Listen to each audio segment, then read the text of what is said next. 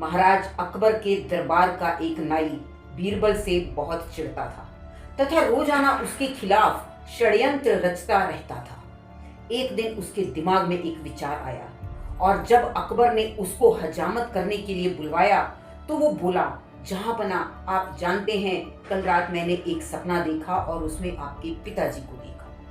बादशाह ने हज्जाम से पूछा, बताओ वो तुमसे क्या कह रहे थे?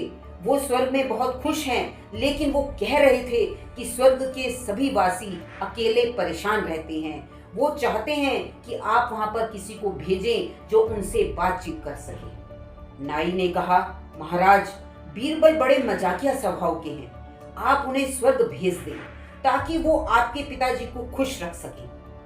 बीरबल बादशाह के आदेश पर दरबार में पहुंचे तो अकबर ने कहा, बीरबल हम जानते हैं कि तुम मेरे लिए कोई भी कुर्बानी दे सकते हो। बीरबल ने कहा, जी जहांपना, तो हम चाहते हैं कि तुम स्वर्ग में जाकर मेरे पिताजी का साथ दो, क्योंकि वहां पर उनसे बातचीत करने वाला कोई नहीं है। बीरबल ने कहा, ठीक है, लेकिन मुझे तैयारी के लिए कुछ समय दीजिए।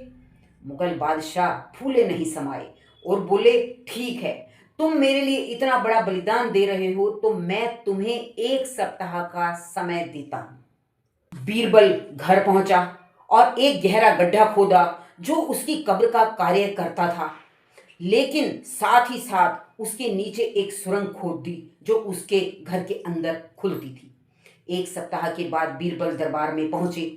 जहांपना हमारे रिवाजों के अनुसार मैं चाहता हूं कि मुझे मेरे घर के नजदीक ही जलाया जाए और मैं जीवित ही चिता पर जलना चाहता हूं ताकि मैं आसानी से स्वर्ग तक पहुंच सकूं। बीरबल को जीवित जलाया गया। यह देखकर हज्जाम की खुशी का ठिकाना नहीं रहा, लेकिन बीरबल तो चिता में से नीचे जाकर सुरंग के द्वारा अपने घर पहुंच गया और घर में ही 6 महीने छुप कर बिताए।